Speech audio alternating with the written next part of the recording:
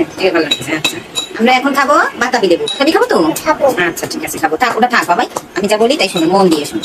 ওটা থাক, আমরা এখন বাতাবি খাবো।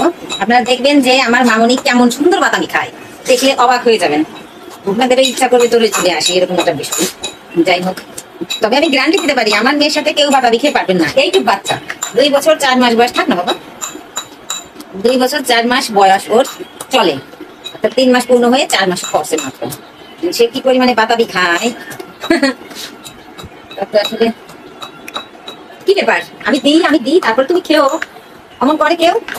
অমন করে না কিন্তু অর্ষি মামনি। এই যে দিচ্ছি আগে, তোমাকেই আগে দিচ্ছি, দাঁড়াও। তুমি এক পাইতে খেতে থাকো, তারপর আমি এক পাইতেই করবানি।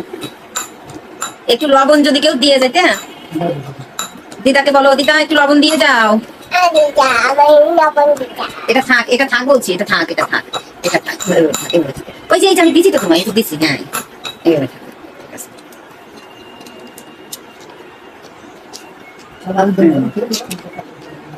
এই মানে এক পাশ সবটুকু খেয়ে ফেলবে।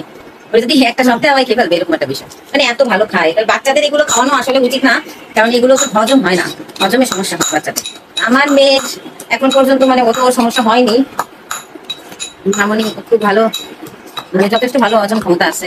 না, তোমাকে কি একটু ঝাল দেবো? একটু ঝাল দিব? কি বলো কি তুমি? না না থাক, তুমি ঝাল খেতে পারবা না।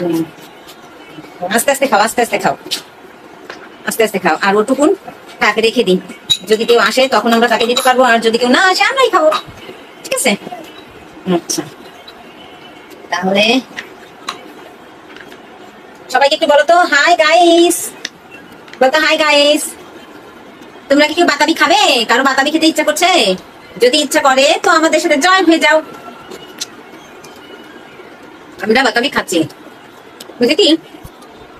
বাতাবিটা এখন পাকেনি, আসলেই ভালো পাকেনি।